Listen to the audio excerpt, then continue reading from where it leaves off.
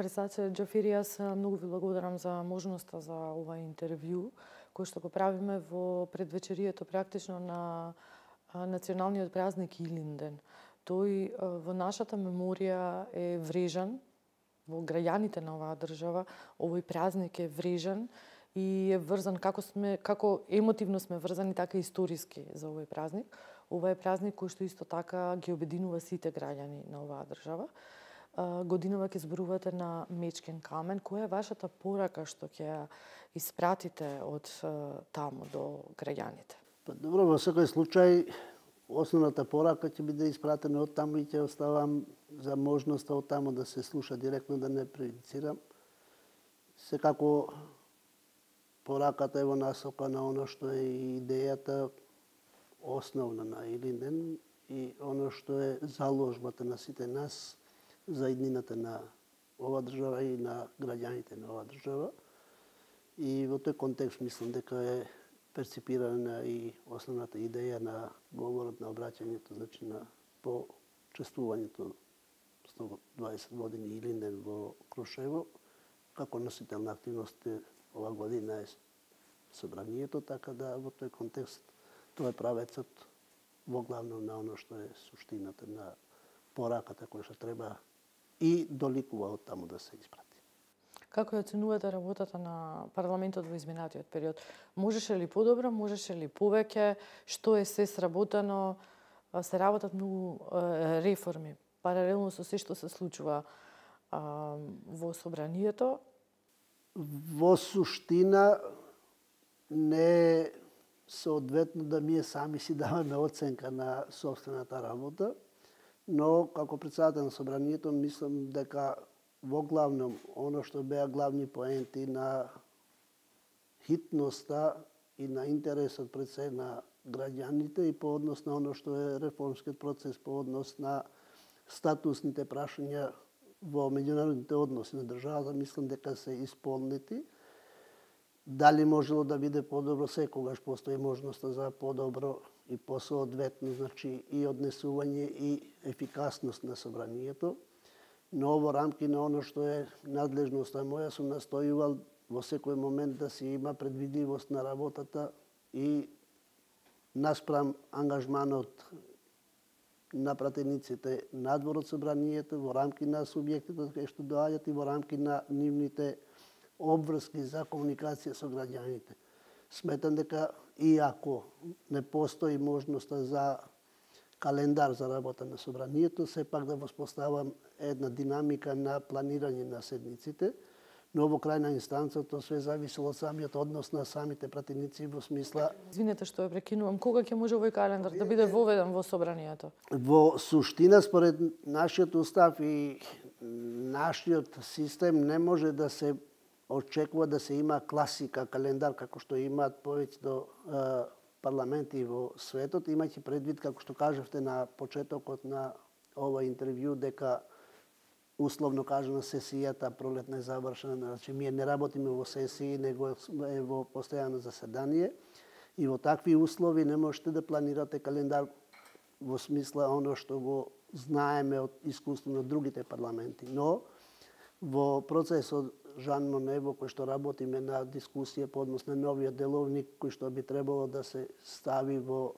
употреба од наредниот мандат, сепак предвидуваме можности да има предвидливост попрецизна по однос на оно што е работата на собранието и тоа да не зависи од оно што значи организацијска работа на првиот човек на собранието, но да тоа биде предвидено со деловникот, со правилата општи, во смисла да се има предвидливост од кога и до кога може да има прилив на материјали, имајќи предвид дека овластните предлагачи немаат ограничување во кој временски рок и во кој период на годината да си доставуваат материјали до собранието, него секојдневно ја има таа можност.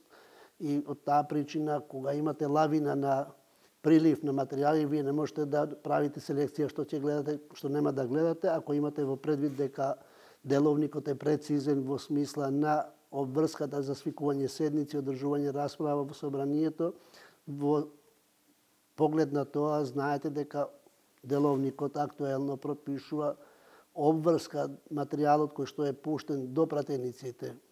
Од денот кога е пуштен до пратениците до денот предвиден за седница не смее да помине повише од 20 дена. Тоа е стриктна норма во деловникот и организацијски, тоа е надлежност на председател на собранието да води сметка за тој рок. И од таа причина немате предвидливост кога ќе имате потреба за седница, кога нема да имате потреба за седница. Во новиот деловник се обидуваме да направиме динамика на влез на материјалите и да пропишеме стриктна норма за материјали кои што, например, сега како пример го земам, кои што би дошле првите 5 работни дена во текот на месецот. Тие материјали да се гледат во тој месец, сите други материјали после тој датум во наредниот месец. И со тоа би се добило на динамика посоодветна во смисла планирачки да се знае во која недела би биле прием на материјали, во која недела би биле работа на работни тела и во кои денови би биле загарантирани денови за дебата пленарна и со тоа фактички да се заврши чинот. Се превидува многу прецизирање на работа на работните тела за да не би се случило оно што ни се случило во минатото во смисла на манипулација со обврските околу свикување и несвикување на седници на работни тела и се предвидува уште можноста за разлика од овој деловник сегашен дека материјалите кои што нема да се завршат во работните тела да можат да се разгледат директно на пленарна седница, затоа што со тоа се обезбедува надлежноста на пленумот врз основа и во рамки на оно што е надлежноста на пленумот во однос на донесување одлука, а не тоа да зависи од волјата на работното тело како помошно тело на пленумот. И во таа суштина се воспоставува еден ред на нештата за да може да се има предвидливост, ефикасност и ефективност, исплатливост на работата на собранието. Го спомнавте деловникот и Жан Моне процесот. До каде се разговорите?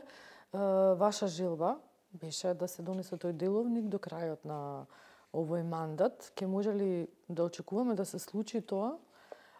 И веќе кога зборуваме за сите реформи понатаму во собранието, до каде е работата околу собранискиот канал, например, и околу други некои работи кои што се поврзани со собраниските служби? Секако, имајќи предвид дека подолг период сум во собранието како пратеник, како координатор, втор мандат председател на собранието, искусствено сум можел да увидам работи кои што се несоодветно или спроведени или планирани или предвидени, пропишани во актите на работа на собранието.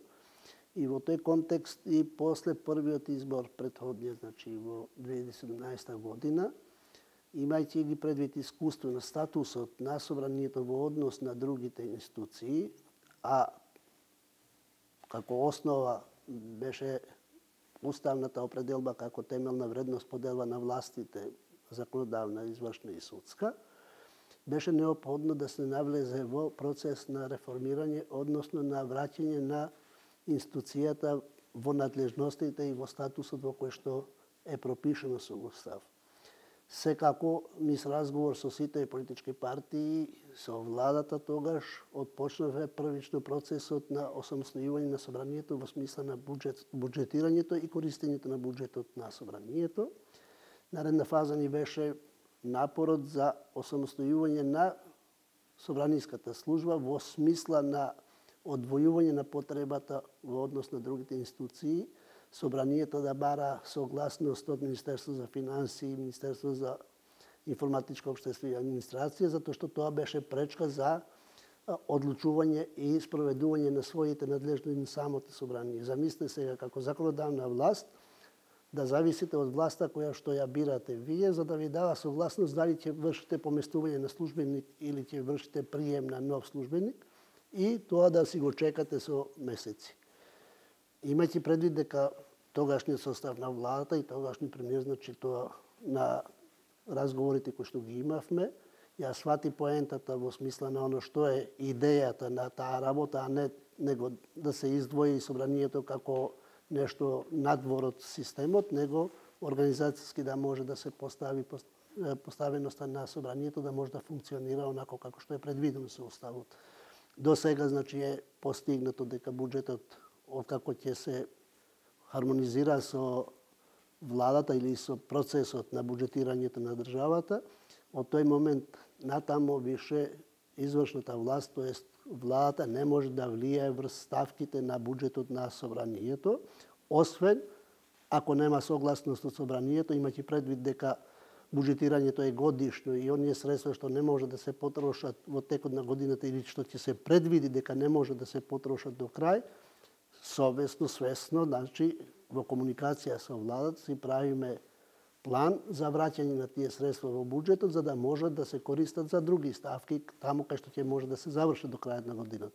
Тоа е нормалниот тек на оно што е однос меѓу властите. Впрочем, како председател на собранието, според деловникот, јас сум и координатор меѓу властите, значи должен сум да ја координирам работата за оно што е надлежноста на собранието и обврската на другите да се појават пред собранието. И во тој контекст значи правиме планирање за оно што е буџетот.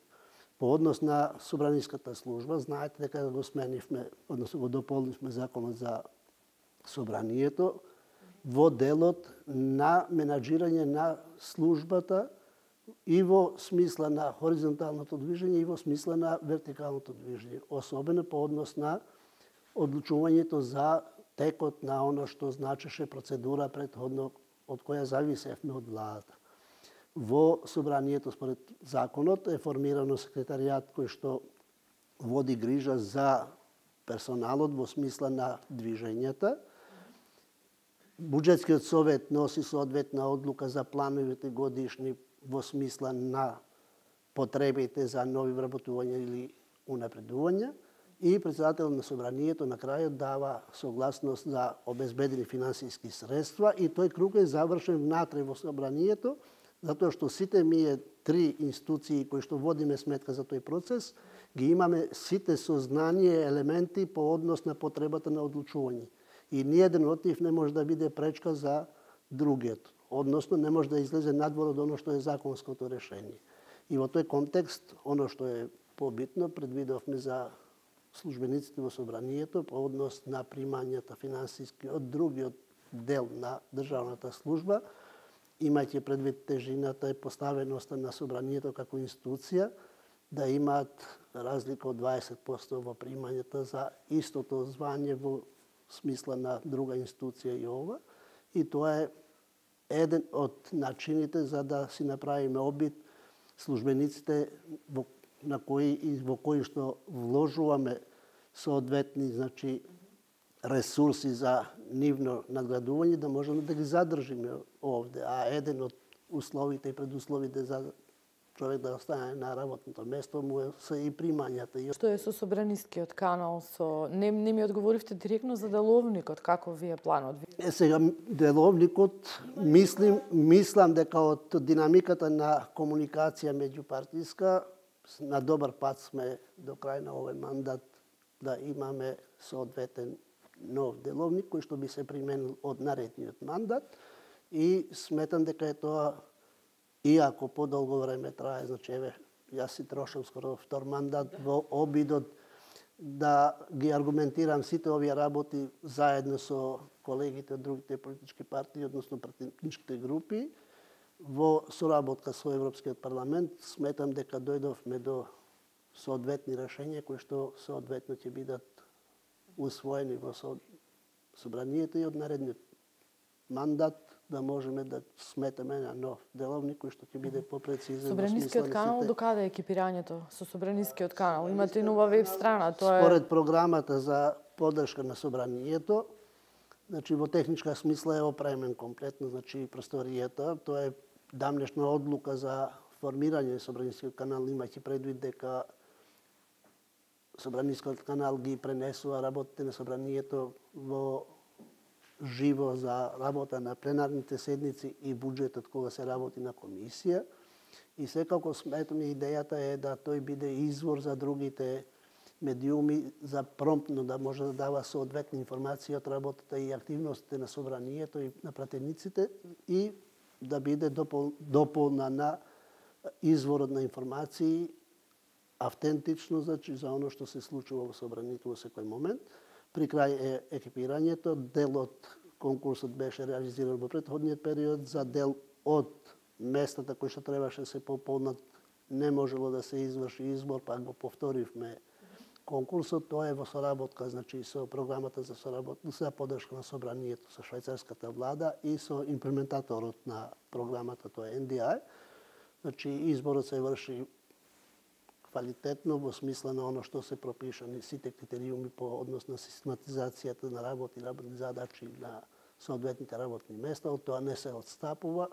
Нормално таа процедура поминува и во Агенцијата за администрација, за да може да биде транспарентно целиот процес и се надеваме дека после одморите ќе биде екипирано и да можеме да работиме на пробна шема за оно што би значило и со што би се бавило. Содно на тоа ќе треба да се доекипира Собранискиот совет, Советот на Собраниски канал.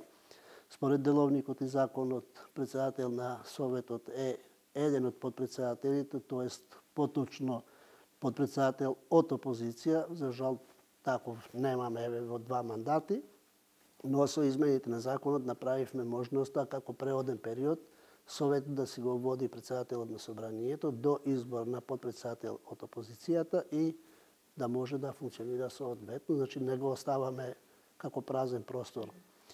Во овој период, значи, е направено нов изглед, значи, на веб страната, опрема и се врши доопремување на просториите на салите каде што се одржуваат седниците на комисиите, за да може да се обезбеди и таму дигитализација и автоматското, значи, одлучување и пријавување за говори како што се и во пленарната сала, но тоа све зависи од постапката која што се води, дали ќе биде успешно или не, а тоа, знаете, закон за јавни набавки е јасен по однос на процедурите. Председателе Џафери, денес е понеделник, секој понеделник имате редовни координации, ако не секој, меѓутоа еве со исклучоси, редовни координации со координаторите на пратеничките групи. Опозицијата не доаѓа, но како и да е, дали договоривте што ќе се случува во собранието после 18 август? Веќе спомнавте, 18 август е денот кога ќе почне седницата за уставните измени. Седницата на 18 август, значи, ќе се отвори, ќе се усвои дневниот ред, како што е постапката. За тоа е потребно присуство од 61 пратеник, а гласање минимум 1/3 од вкупниот број. Значи, тоа е општо, значи, принцип. И секако се отвара дискусија, дебата, се повикува според процедурата, да се отвори дебата. Што ќе биде, како ќе биде, не можам да кажам сега, и не може да ја предвидам. Но обврска ми е да имам испланирано 10 работни дена да може да работи собранието, доколку има пријавени за збор за толку. Значи, максимумот за да трае дебатата е 10 дена, 10-тиот ден завршува дебатата, без оглед дали останало уште говорници или не. Тоа е. Отворена е можноста за водност на гласањето? Во секој случај, значи, во секој случај и отворена е можноста и постои таква пракса и гледате, еве, цел скоро мандат, одложено гласање поради калкулација на пратениците со форумот. Сега се појави една друга дилема во последниве неколку дена, односно минатата недела всушност, се појави една друга дилема со изјавите на неколку функционери од власта, во смисла дека би можело уставните измени да се случат до крајот на мандатот на оваа влада, што е малку повеќе од септември, да речем. Кој е крајниот рок, крајниот термин со оглед на постапките да се изгласа оваа прва фаза од уставните измени? Уставните измени имаат 3 фази, потребни се неколку месеци за нивно носење. До кога може тој рок да се одлага? Еве, да речеме, вие ќе го одложите гласањето кога ќе дојде? Отприлика на почетокот на септември, да речем, така? 10 работни дена. 31 август би испаднало 10-тиот ден, кога ќе почнеме 10-ти, значи ако ги броите... До кога можете вие да го одложувате гласањето за таа прва фаза и дали едноставно, ако не се гласа, тоа значи дека веќе нема? Ако збориме за процедура, кажавте во поставувањето на прашањето дека кога е рокови. Рок нема кога се гласа, затоа што за разлика од некои други процедури кои што се стриктно, значи експлицитно покажу дека да, дебата ќе трае 3 дена и гласањето мора да се изврши пред истекот на тој ден. Тоа во случаевите, кажав, за избор на влада и низа други. Интерпелацијата, значи, трае 1 ден и на крајот на денот пред влез во наредниот ден мора да се изјасни собранието по однос на таа иницијатива. Во овој случај нема таква стриктна одредба. Нема одредба, но има... Сега, имаме други работи кои што воспоставуваат некоја динамика на нештата. Тоа е врзана со скринингот и за одржување на наредната меѓувладина конференција, која е предусловот за да се оди во наредна фаза во предпристапниот процес на Република Северна Македонија кон Европската Унија. И во таа насока е упатувањето, апелот и све што се прави да се освестиме сите дека тоа ни е шансата сега да го надминеме тоа како процес. И да го отпочнеме процесот во периодот кој што предстои, односно по усвојување на уставните измени. Временски, дали може да се заврши сиот процес до тогаш? Да, може, доколку се оди во насока да се постапува во правец на реализација на оно што е интерес општ, значи на државата, на граѓаните. Све друго, одлагање, подразбира други предуслови и други последици после. Искуствено. Сега се враќаме на искуства наши, да не мора да ги повториме грешките. Јас пак ќе кажам, 2008 оставивме за некое подобро време. Во тоа подобро време сите цениме дека сега кога ги знаеме сите информации, викаме, би било подобро решение тоа што беше за името на државата, него што е сега, затоа што тогаш да беше измената, прифатено ќе беше само за надворешна употреба, сега навлеговме и во едно и во друго. Значи, затоа искуствено нема да имаме условно подобри решенија од оптималното решение кое што го имаме. Има ли пресметка во власта кога може да биде последниот период за да стасаме до крајот на годината да се донесат уставните измени? Вие може да калкулирате со одлагање, да оставате простор за политичка комуникација, да речам, политички диалог, да некаков, ако воспоставите со опозицијата, да најдете начин како да стасате до тие уставни измени, но има ли рок до кога може тоа гласање за првата фаза да се одлага? Во суштина процедурално може и да не се случи воопшто гласањето. Да. Процедурално може и да не се случи воопшто. И со тоа практично постапката завршува. Завршува и точка. Значи не се изјаснило собранието, нема. Значи таа постапка наредна година е изборна и више која постапка? Значи, формално може и тоа. Пристапот дека секогаш се зборува за мнозинството, за власта, ова работа, водечка сила за ова работа, да, е мнозинството, власта, но соодветно е насушна потреба за вклучување и превземање дел од обврската, односно одговорноста и на опозицијата за оно што е идејата за иднината, а не за оно што е решението на наредни избори. И мнозинството, ако калкулираше со наредни избори, немаше да навлезе во оние одлуки во кои што навлезе. Калкулацијата е за иднината и предпоставувам политичките партии кои што го сочинуваат мнозинството, ги имаат калкулирано сите овие работи кога се навлезени во одлуките. И ги пресметале, веројатно пресметале дека дел од нештата ќе оди на штета по однос на пиарот, на рейтингот, во смисла на денес дали е рейтингот на кој степен и утре на кој ќе падне. Јас ќе повторам, сум кажал на друго место. Историјски се превземени многу одлуки кои што во времето на одлучувањето имало спорни мислења. Во предвечерие сме на Илинденско востание. Така? Донесена одлука ќе се оди во оружно действие. Мислите сите беа едногласни во таа одлука? Не. Но од перспектива 120 години се има држава за која што првичната одлука со сиот ризик. Со сиот ризик. Не политички више, него физички ризик. Така?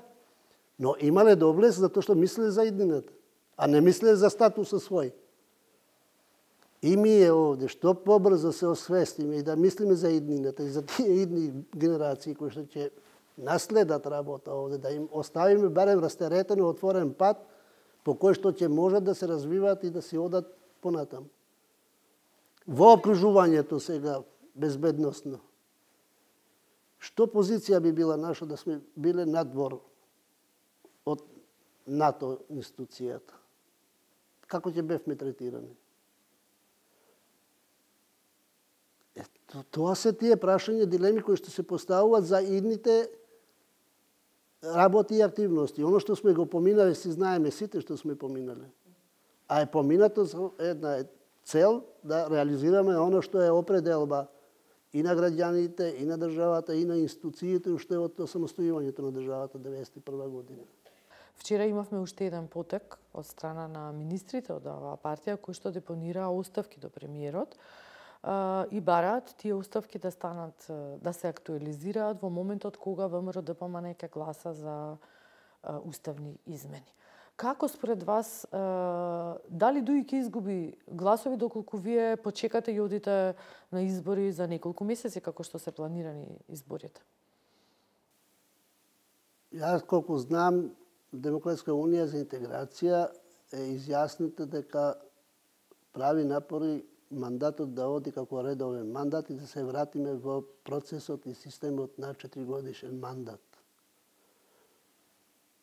Но вчерашната одлука која што е изјавена е во контекстот на оно што беше резултат или изјава на лидерската средба помеѓу премиерот и председателот на опозицијата, предусловот на опозицијата да ние би пристапиле на тоа доколку ДУИ оди во опозиција и промптно беше кажано декларативно додека се одржуваше конференцијата дека ако е тоа предуслова за интерес на граѓаните државата дека ние треба да сме надвор од оваа влада за да се изгласат уставните измени, раководството, лидерот тоа го соопшти.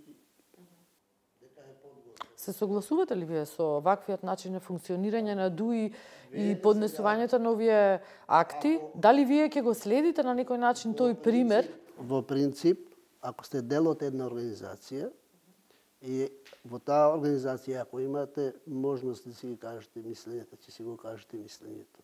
И на крај кога ќе има одлука, доколку сакате да продолжите да сте дел од организацијата, ќе се повинувате на одлуката, ќе испочитувате одлуката која што е донесена, воспротивно треба да решите да си одите од субјектот.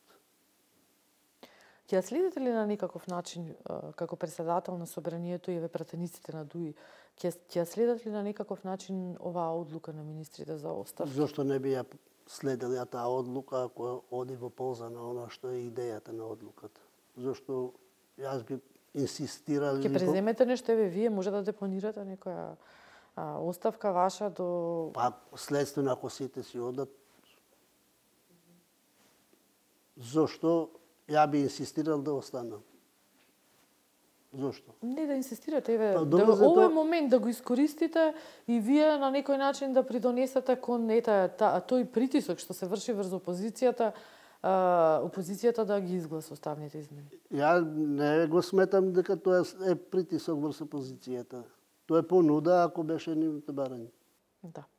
Ве прашав пред малку за калкулациите на ДУИ во однос на гласачите. Партијата во изминатиот период се соочува со многу, да речем, бремења, условно кажано, тешки ситуации. Прво појавата на огнената група, потоа има сериозни обвинувања за криминал и корупција. Господинот Мерко е веќе ставен на црната листа, потоа има еден друг функционер кој што е нели го гонат органите на сега правосудството, да кажам. Како ќе успее од сето ова да излезе Демократската унија за интеграција? Сметате ли дека требаше нешто да се промени во изминатиот период? Вие како Демократска унија за интеграција заговаравте и ветинг, меѓутоа не дојде до тоа. Па добро, сега тоа е више начин на артикулација на оно што е излезено надвор од функционирањето на институцијата. Чинам дека граѓаните очекувале мој став по обвинувањата кои што беа на моја адреса, персонални, значи персонифицирани на моја адреса, и граѓаните очекувале соодветен одговор. Додека траеше се таа ситуација на паралелни изјаснувања, не бев и не сакав да станам дел од тоа. Да, точно е на средбите со граѓаните, по однос на напорот работиве да се држат внатре во субјектот, како што прочем и изјавите на дотичните кои што се засегнати со ова, беа дека ова е работа за внатре, да си дебатираме, да имаме слобода, која што сме ја имале секогаш, но кога работиве веќе излегува надвор од партијата, секако како структура која што одевме со граѓаните, требаше да пратиме порака дека треба да останеме во куќата сите и куќата не е на продажба. Ако се сеќавате на првите изјави. Како одговор на тоа се преточи контраодговорот на лична основа со квалификации кои што све ги оквалификува. Првично дека сум работел за сметка на Армен Таравари како кандидат, што апсолутно нема апсолутна вистина ни од тоа, од и активистите кои што сум работел на тој процес и го знаат спротивното, значи од оно што е тврдено. И секако требаше да пратам порак, ако веќе излегле надвор од субјектот со активности за организирање паралелна организација, значи како движење, ми беше чудно, пуј не важи, се враќаме назад. Сега ќе бидеме што добри момци, што како. Мислим, тоа сама по себе поставува дилема кај самите членови на партијата, во самата структура, поставува дилема сега во која релација ќе биде комуникацијата понатамошна. Оти се додека е внатре, во рамки на различно размислување. Меѓутоа, кога ќе излезете надвор со ставови дека више сте расчистиле со тоа, враќањето назад е легитимно. Тие се членови на... Одењето побрзо на избори, ќе успеете ли на тој начин да ги задржите? Добро, сега не е моје, јас да ценам дали одењето на избори или што е. Тоа е работа више на партиските органи, тие ќе си разговараат. Кој е вашето мислење тогаш? Вашето лично мислење кое е? Па нема причина да не одиме до крај на мандатот. Сега пак, ако кажам јас, мислење ќе се интерпретира дека продолжувањето на мандатот е врзано за мене лично, за да може... Затоа ве прашав кое е вашето лично мислење. Мислам дека треба да оди мандатот не поради не знам кој, него мандатот да оди за да се воспостави оно што е на почетокот прокламирано дека има потреба од враќање на редовниот мандат 4 годишен, за да може програмите со кои што се излегува пред граѓаните се 4-годишни програми, проекции, не се проекции за 6-месечни изборни процеси. Да, она што не ми одговоривте, како партијата внатре ќе, условно кажано, ќе се исчисти од сите оние напади за корупција, како ќе се направи тој интерен ветинг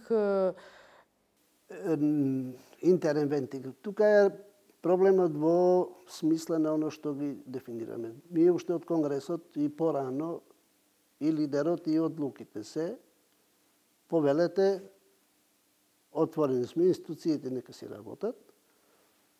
Самиот лидер кажал не се сите цвеќе за мирисање. И за тоа има институции. И тоа или да се озакони со закон за ветинг, но кога размислувале за тоа, барем оно што го имам како сознание од разговорите внатре коалицијата, се раководели искуствено од општиот ветинг, како што го започна процесот Албанија, па искуствено, значи, не излезе баш најдобро да се пресече све, па наново, оти се ствараат празнини во делувањето, него мора да се најде начин како тоа ќе се спроведе. И секако, секој од нас треба да се огледа во огледало и да си се подсетува кај му е местото, за да знае понатаму што се случува. Ја лично за себе може да кажам дека сум мирен по однос на тоа. Бар за себе може да кажам дека сум мирен по однос на тоа кому што му треба информативно. Впрочем, соодветната институција спровела соодветна програма годишна која што ја има, во која што сум бил вклучен со сите процедури, значи и известен дека сум дел од програмата за верификација на оно што сум го пријавил во анкетниот лист. Завршена е таа процедура. Така да секој за себе треба да се гледа пред огледало и тоа ја чини после целината. А секој во себе што има проблеми треба да биде коректен и тоа барем на лидерот треба да му каже и да си најде начин како да се ослободи и да ја ослободи од таа перцепција и субјектот, оти нема коруптивни субјекти, се колективни. Председателе Џафери, ви благодарам многу за ова интервју, ви посакувам многу успех во работата во следниот период, убав одмор исто така и честит Илинден. Благодарам, честит Илинден.